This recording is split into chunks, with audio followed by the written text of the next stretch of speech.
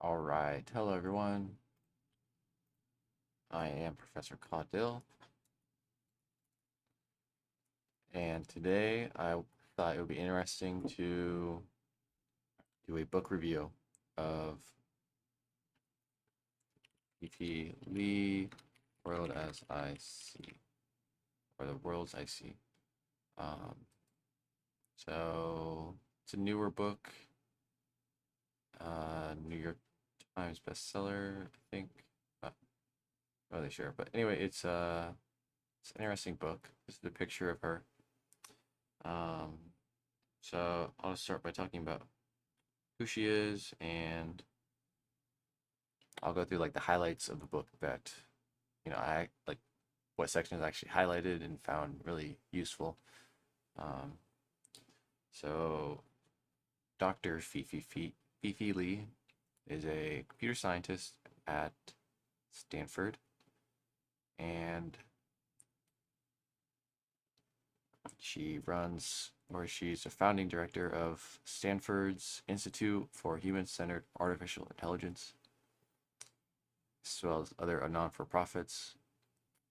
She's been a member of several National Academy committees. She testified in Congress on the dangers of AI, and she is basically grew up with AI, and she has a really um, informed perspective, as well as like doing a lot of pioneering in the field. So I'm looking at my highlights, and let's see what comes to mind. So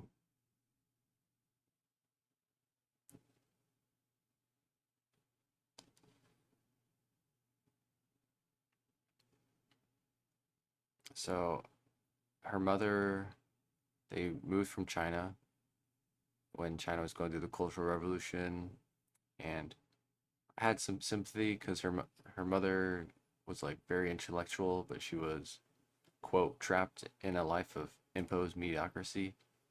And I think it was powerful, like the sacrifices her parents made for her to get to live the life she lived. Um, Her dad moved to the U.S. before them, so she didn't see her dad for 3 years. That kind of sucked. She grew up really into physics. She got her schooling experiences were kind of shocking. Um, like one example is she talks about a woman teacher. Um, she talks about one of her women teachers telling the class that men are biologically smarter than women, and then she gets like a culture shock when she comes to America and sees how like students talk to teachers. Uh, so let's go through more highlights. She talks about the early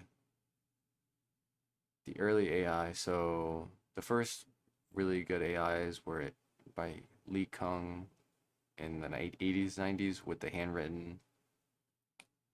the AI that solves handwritten stuff. It identifies numbers from like handwritten text. So that why that worked was it was just first off, it was just black and white, different shades of color, and it didn't need a lot of compute or GPUs.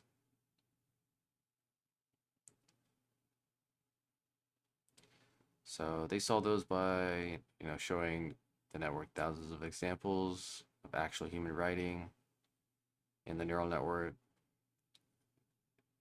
designed only to infer patterns in the data. For example, it would look for like one layer, or one node would just look for straight edges, another would look for curves.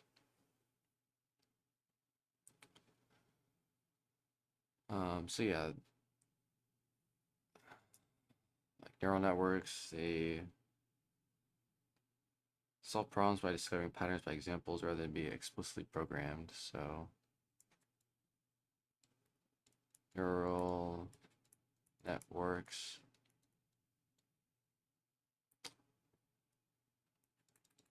find patterns by being shown examples and not explicitly programmed.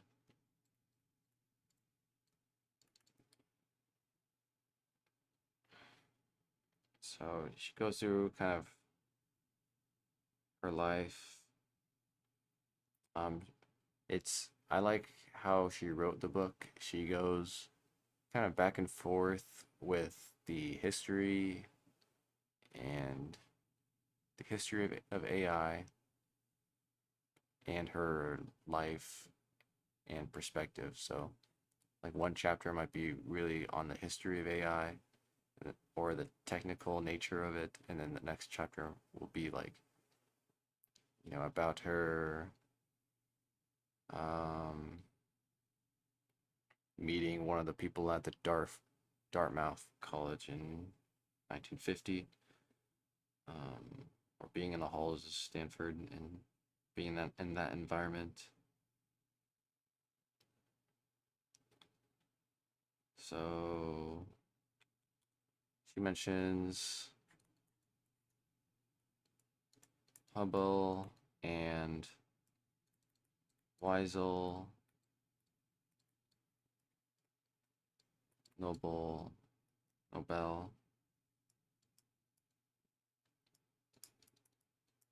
in sensory perception. So that was a big one. She defines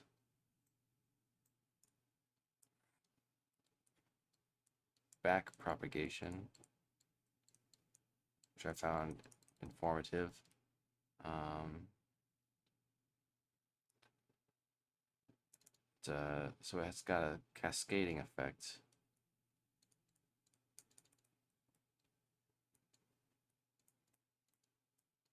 So if you have a set of neurons,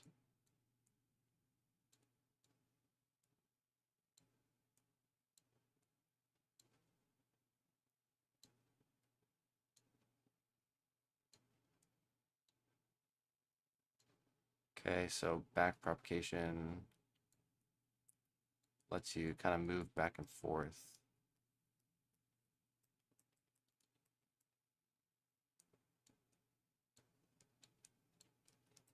Um, yeah, so if the stimulus is correct or incorrect, then it can ripple through the layers. She got really lucky. She got a full scholarship to Stanford, despite the language barrier.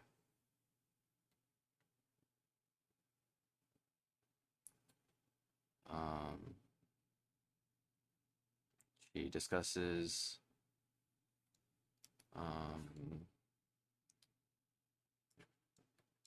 describing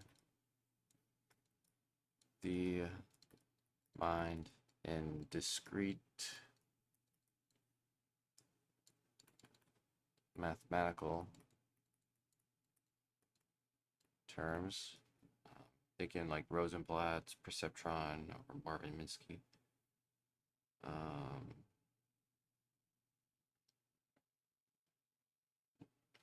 So the keyword for back propagation would be Hinton, Geoffrey Hinton, and Li Kang. Those are two historical figures in the field of neural networks.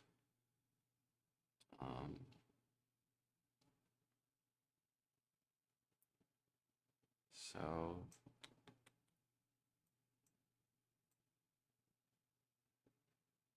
she sees vision as key to intelligence.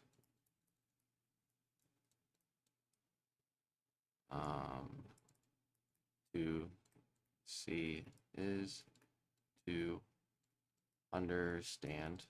So she's really big on so she, I would say, emphasizes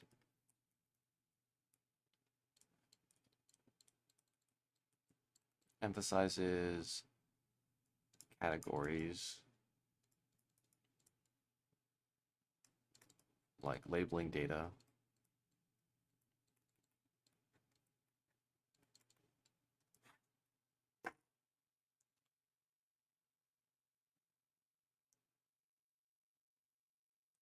She actually, yeah, so she sees vision as synonymous with intelligence.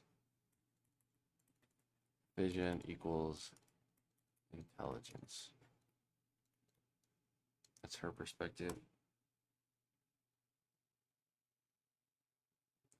So understanding how we see is to understand ourselves. One quote I highlighted.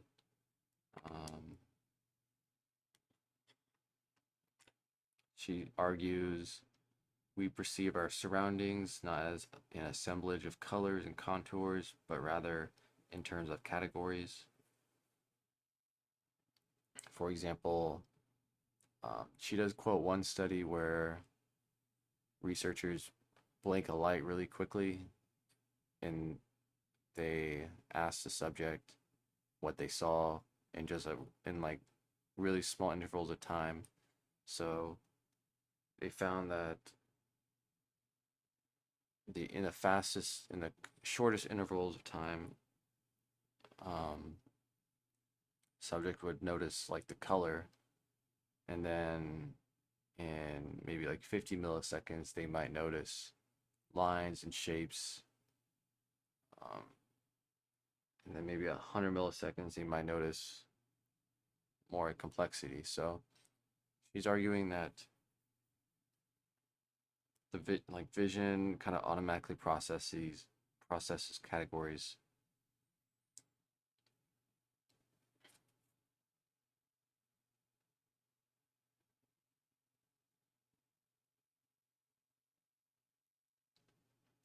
And then she finds it interesting. So categories, she says categories intersect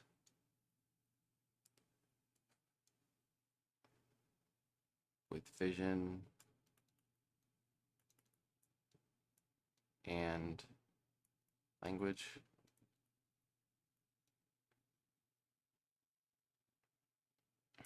She describes, I think, Andre Kaparthy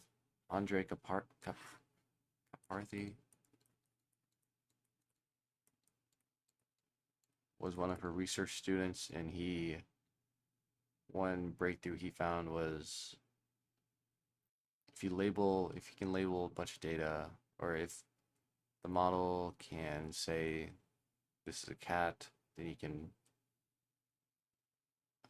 But if you're missing something from one word responses, and you can kind of use that one word as like a pivot and build like a grammatical description based on that one word. So instead of saying this picture is a cat, it would say this picture is a cat doing some action.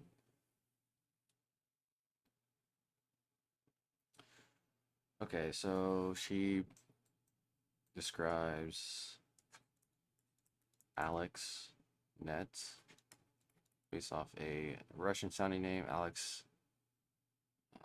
It starts with an S, Strafatsky or something. Used convolutional neural nets.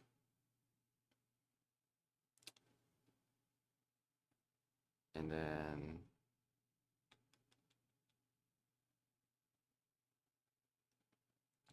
GPUs, the popularity of GPUs in video games was like a necessary technological progression for AI to succeed. So it's kind of interesting that GPUs are so important, but they weren't designed for AI. They were designed for games. So it's kind of funny how like a leisure activity entertainment market can be so critical for these applications. Um,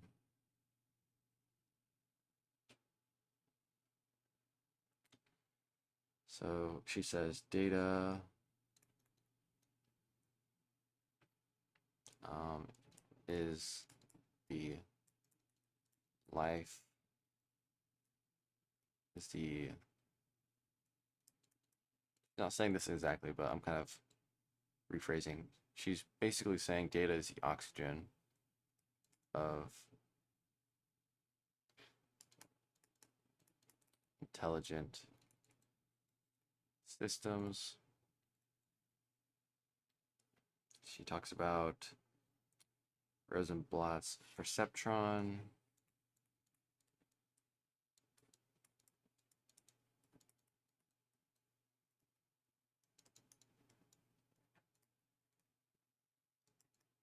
These are our historical AI inventions. Foucault,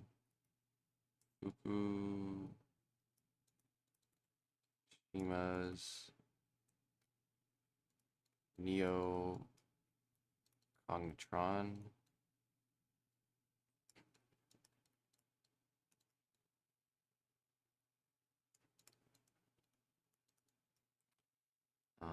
And then, she brings up AlexNet again.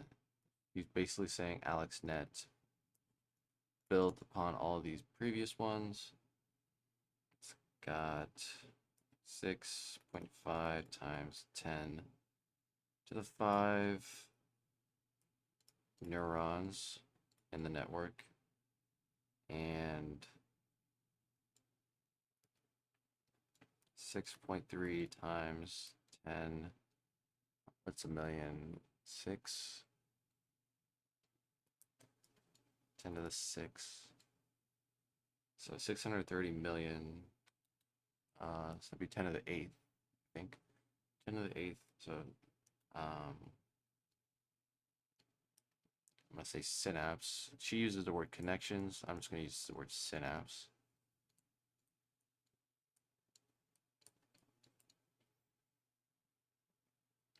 And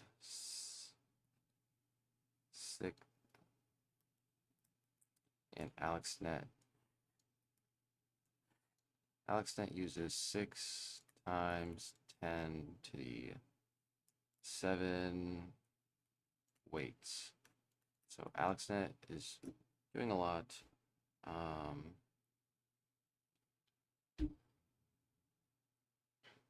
Okay, so what happens after AlexNet? Fei-Fei Li is where she comes in is with ImageNet. Okay, I should say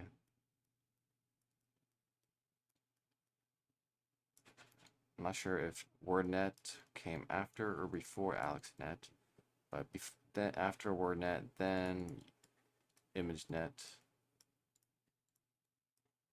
that is built upon that. And I know AI textbooks, they actually reference the ImageNet, like this is just a data set of all the like labeled um, training sets of images to make the learning process go faster.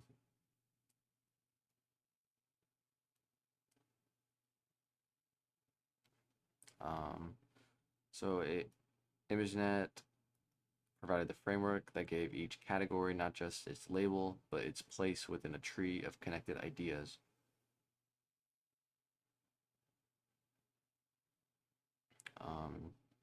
She does highlight the problems with modern AI. It's more like a game playing savant um, that follows narrow metrics like error rate. And she says, like a chess playing AI wouldn't notice that the building's on fire and there's embers falling on the board. From my experience in building like physics tools with large language models, large like ChatGPT, if the physics problem is saying you went 20 degrees north of west, um, like we can put like a direction, we can visualize that directionally and know that that's 110 degrees northwest.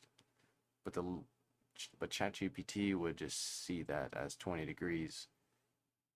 It'll make it sound grammatically nice, but it doesn't have any concept of space itself. Um,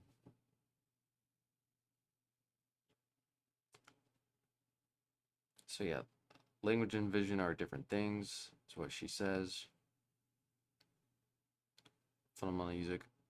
Fundamental unit of an image is a pixel. Um,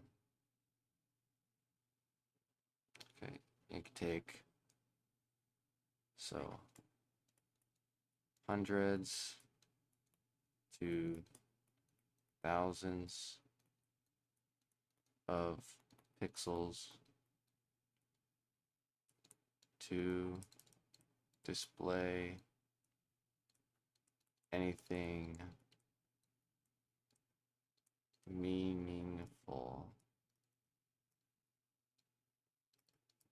Okay, so if you're communicating, let's say, um, we're mute, we can't talk, we can only show each other pictures and communicate through pictures, then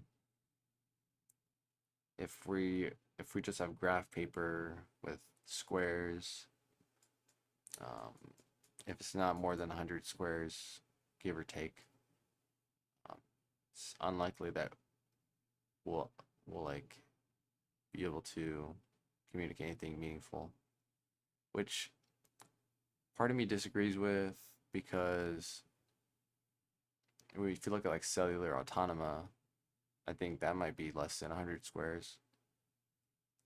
And if you're watching it evolve over time, that's like a video, not an image though.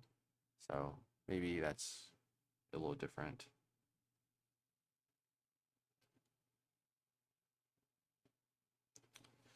Okay, so moving on, what else did I find interesting in this book?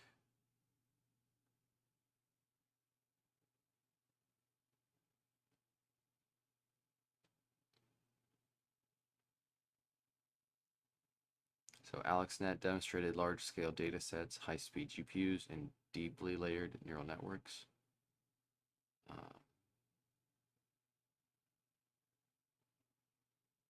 So she did some research in putting AI into hospitals.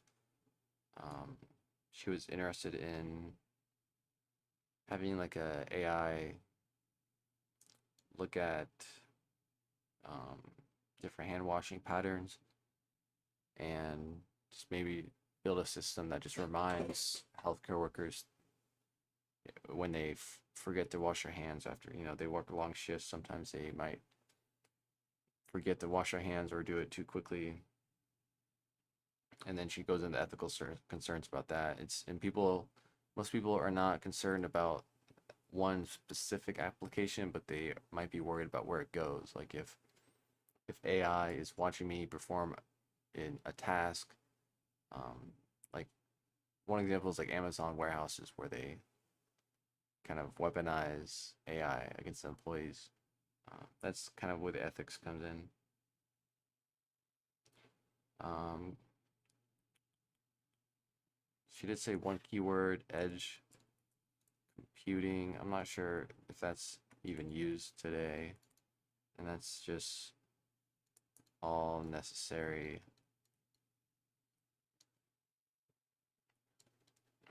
computational resources are packed into one device. I feel like the more common word is just calling it smart.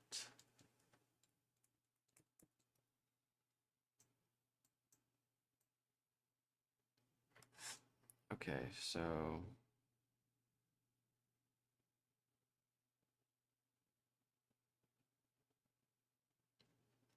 2015, she talks about deep residual networks or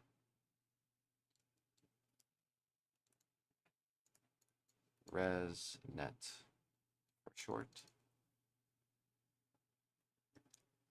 And that was pioneered by Microsoft researcher Kai Ming He. Okay, and I think one of the most useful, or probably one of the most valuable things she says is she just gives you like she she talks about the struggles of the field, how anyone in AI in academia can't really do much with academic resources. If you're in AI, you're really in the corporate AI because just the nature of the data and the computation, you need 100 GPUs. For each model, you need a GPU. And that just gets into thousands and millions of dollars really quickly. So there's a tension here between academia and doing actual like AI work that matters. A lot of PhDs are just going to would just rather do corporate work because that's where they can actually do interesting things. So she highlights how the pace of things is going so fast that students and people in the field will just read the latest things in AI and ignore the foundational text.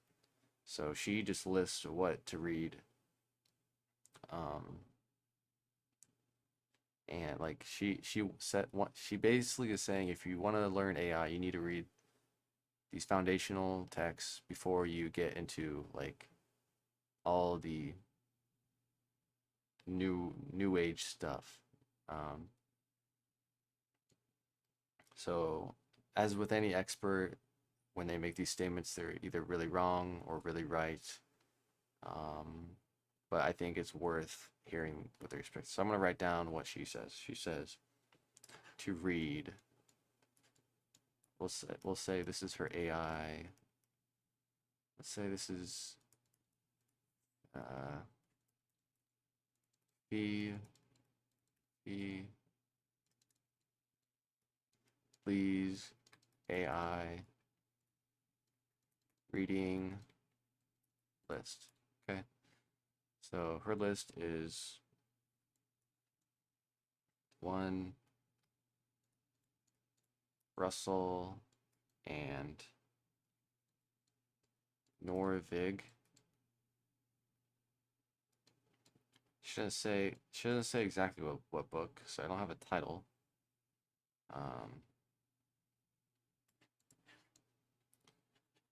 Minsky. I think I have read this book. Minsky and McCarthy. Okay, I think these are several. These are different authors. Minsky, McCarthy, Winograd. I'm not sure who Winograd is. Maybe he's in like the perception field.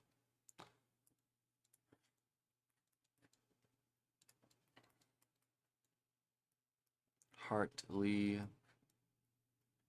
and Zizerman and Palmer. So if you are interested, I would just take all of these, just ask ChatGPT or AI related, what's it called? Foundational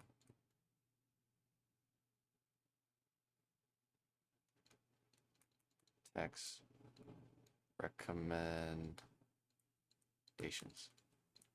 So yeah, she doesn't give me like the actual book titles and stuff, and there's probably new editions of these books and authors. The only one I've read is a Minsky book. That's Perceptron's 2017 rewritten new intro by MIT Press. Okay, so yeah, she basically just says the future of AI will be written with corporate resources.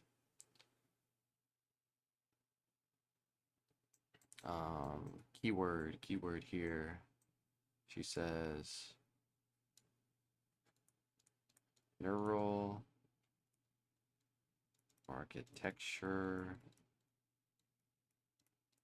search. Neural architecture search is an attempt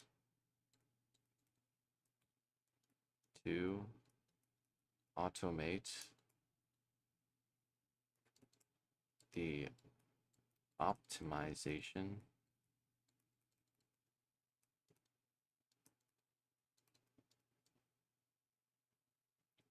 of a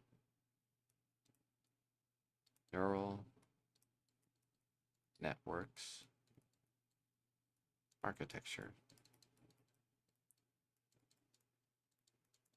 So what does that mean?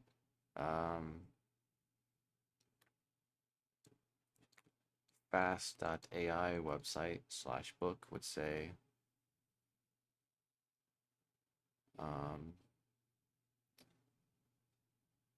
statistical gradient descent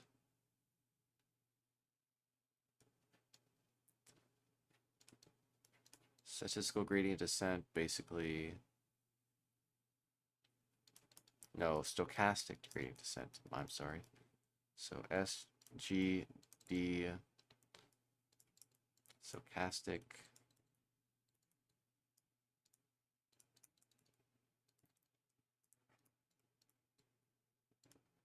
descent. What does that do? It automatically adjusts weights, the values of the weights, to get to the goal.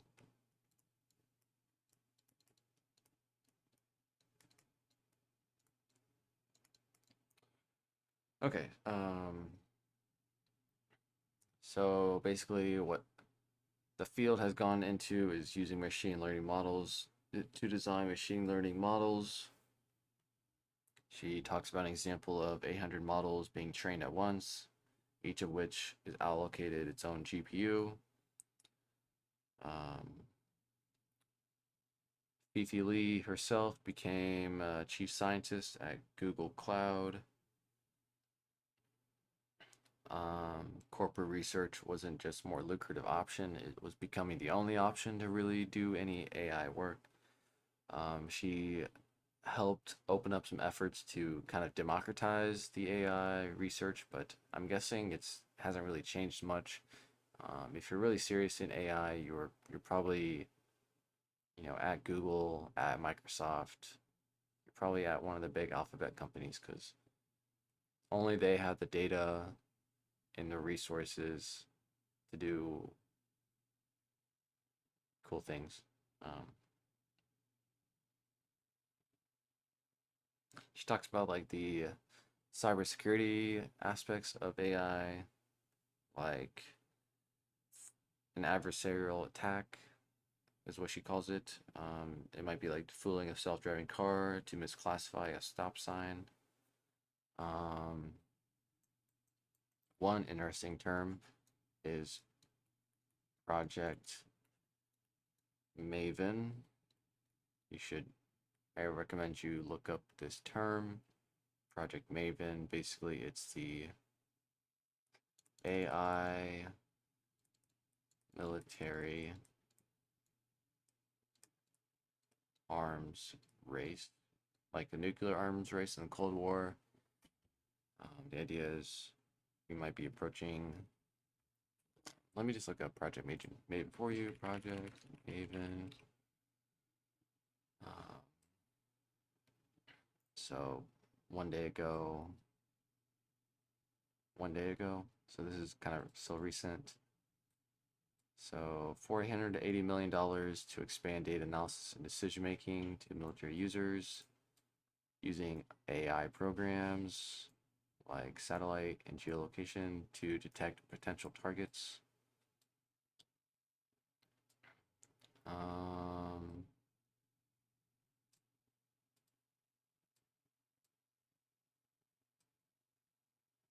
So yeah, it may have been smart system, incorporate new data system with or AI tool. Yeah, so that's just a military industrial complex integrating AI with their work. So another keyword, sorry, um, another keyword is transformer in the field, and that's the biggest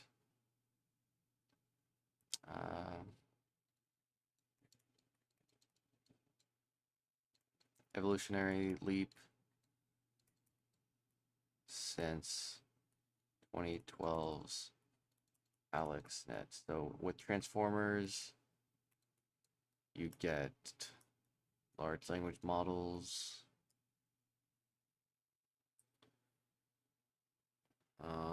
and that's all I have as far as highlights go.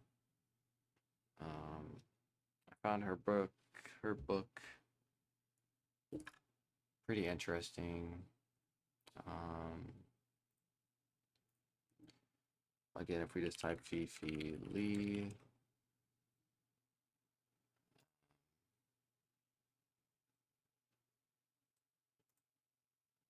so we go by citations. One of her papers got 70,000 citations in 2009 for ImageNet. So not really joking here about her impact in the field. So both her biggest papers are on ImageNet.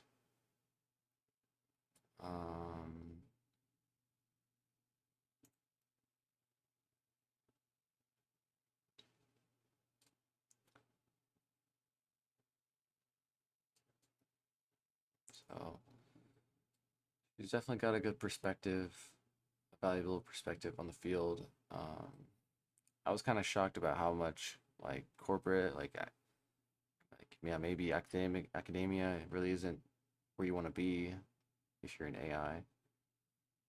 Corporate resources, I was kind of shocked about how important corporate resources are. So how are we doing on time?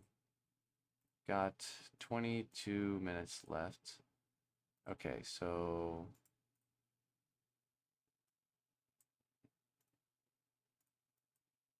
maybe we can kind of go a different direction here. I also read another book by I don't think that's the paper I wanted to show.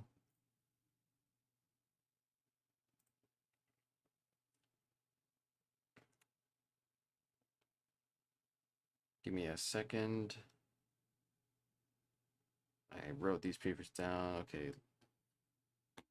Lehman, Stanley, 2011.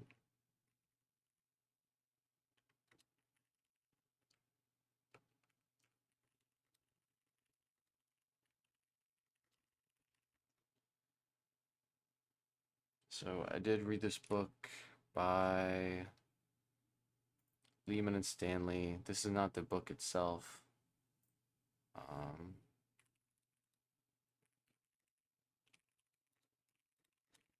So with the time left, I'll just kind of do a second book review. It's not the main book review, but I did read this book by Kenneth Stanley and Joe Lehman, and I think they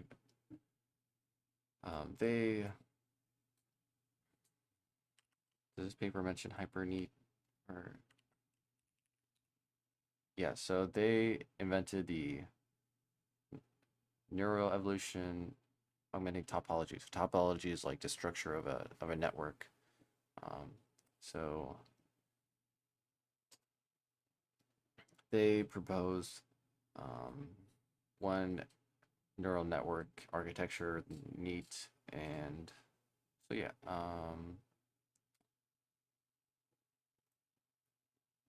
Maybe I can just find a picture and I can go into the highlights of that.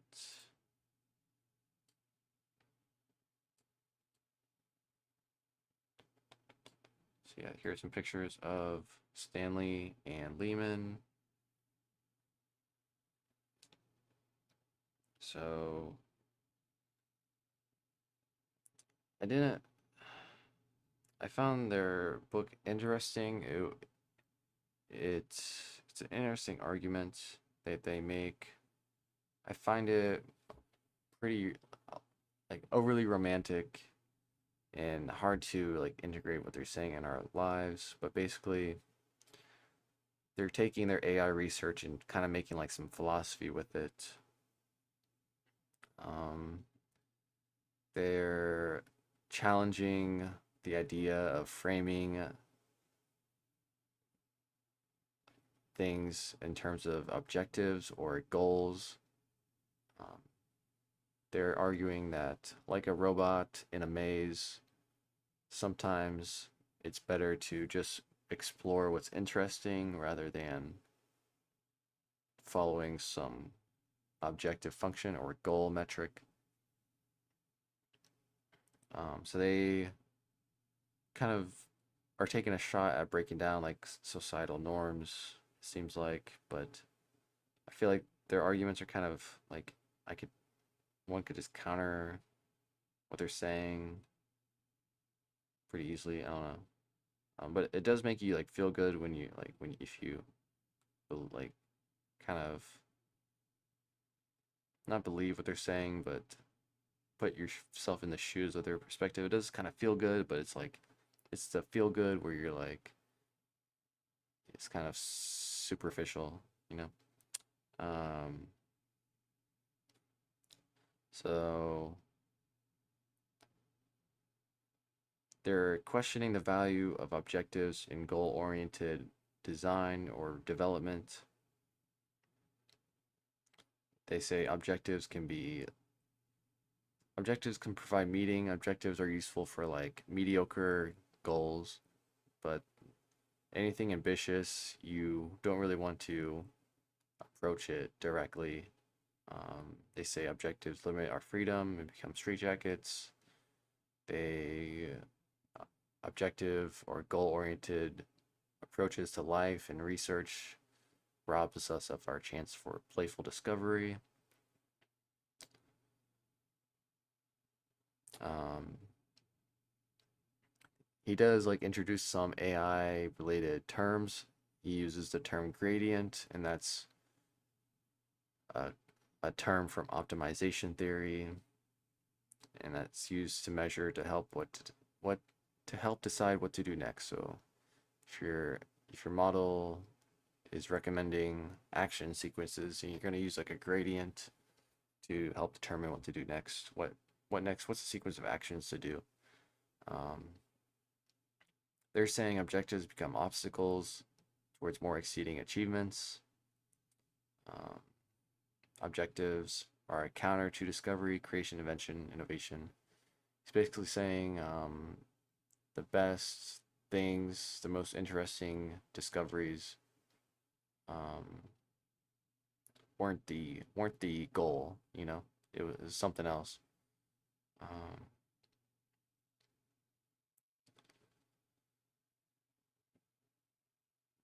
so again, I can just argue. He'll say like the best objective is to have no objective at all, and I could just say having no objective is an objective. Um, the authors are kind of being romantic, which is fine, but maybe it's like not fine. Maybe these are AI researchers that kind of got like Fei-Fei was talking about. Maybe if you get into AI in academia and you realize that you can't really do anything because you need corporate resources to get to get to do anything cool. So maybe you just take your AI research and you just turn it into philosophy, and maybe that's what the authors are doing here. It's like what they do when it's like maybe this is like a kind of cynical example of what happens if you're just limited to scholarly AI. But I don't know if they've done any corporate work. I know they've done like, I don't know. Maybe that's why, um, the hyper neat algorithm isn't as well known in AI circles. Maybe they didn't get chosen for the big corporate, or maybe they haven't done any corporate work. I don't really know. I'm just speculating. So they basically say what you never do is exactly what you should have done. The best results don't need to come from trying to achieve anything.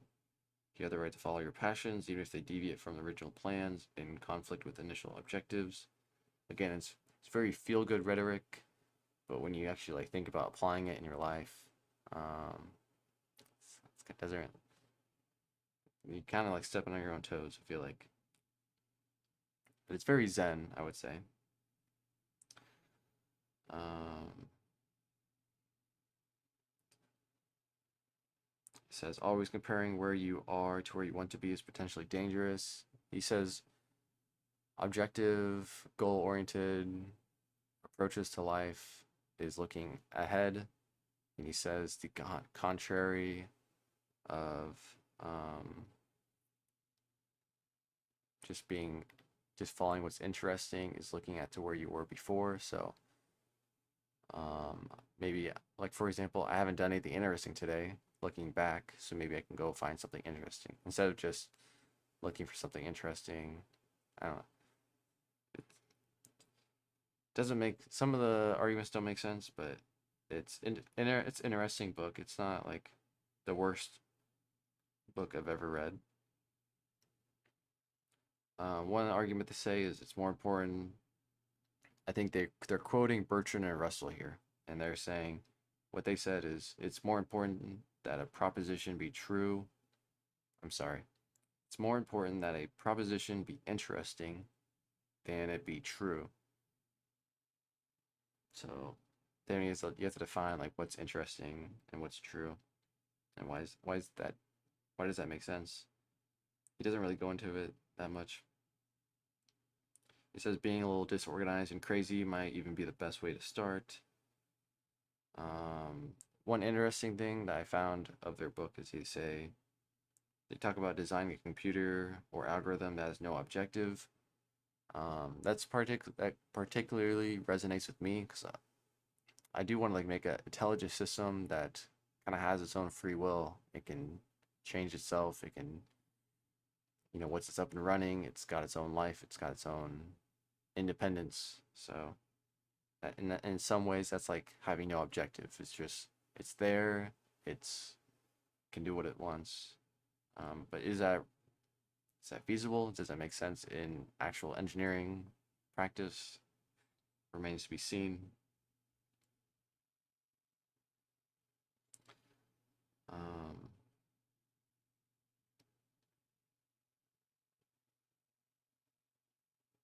so they're emphasizing the try to do something different than has been done in the past. They have a case study of robots teaching a robot to walk. It's better to make it just to not fall down rather than walk a certain amount of steps, and that leads to being less likely to crash. And most of their arguments is based on like their website pick breeder. Um,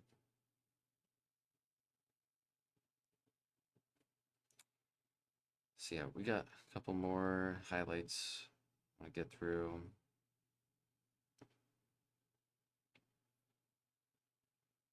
So no, so in contrast to objective search, they propose like novelty search, just searching for what's interesting rather than a specific goal.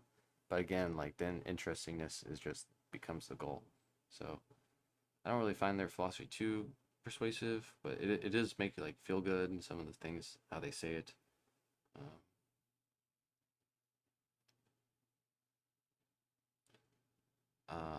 One example of novelty search is he says Heather Gold B. Um, she used novelty search to find bugs in computer programs, so I'm not sure how exactly that would be designed. Then he gets into like talking about this application, this philosophy as applied to like education and other sectors of society.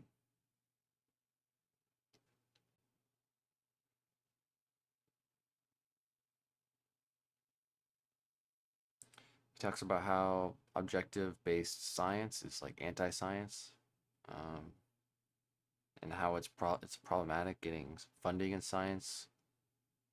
Um, he's saying it's like it's a challenge to fund science like without clear goals. It's risky. Uh, Quote, sometimes the best path to creative ideas is to explore as individuals without consensus or objectives. So if you want to be a treasure hunter without a specific objective, then there is a special kind of clue when something feels interesting. So he's just saying if you want to find cool things and build cool things, and discover cool things, live a cool life, just follow your heart and do what's interesting. Don't get caught up in, um, you know, don't get caught up in the goals. Just live in the moment. Basically, maybe that's what the message is. Live in the moment, do what's interesting. It's very zen-ish. Uh, Again, like I don't have a problem with it. It's just like it's hard to put that in such, especially in America, where it's very like, where most like a lot of societies are just very goal oriented. He reinterprets his whole idea in natural evolution. Um, so yeah, the book's not too bad. I haven't like completely finished it. I'm like 80% finished with it. It's not too bad. It's not the worst book. I think it is useful to get. So basically, what I've given you here is like two books by two kind of recent pioneers in AI. Um, Let me go to Google Scholar and see what citations they've got. So about 4,000 citations here for Kenneth.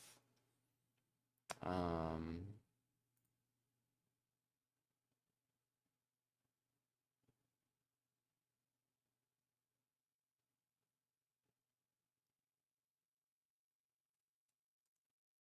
okay, so and then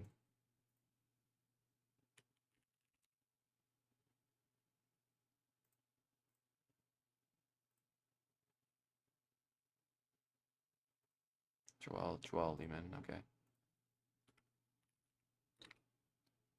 Joel Lehman. He's got 1,000, a little bit less citations. Um, so yeah, like they basically wrote a book. They're writing a book on their research in the AI field. Objective functions themselves may actively misdirect search towards dead ends. Okay, that's pretty clear. Pretty that makes sense. Like I can see where they're coming from.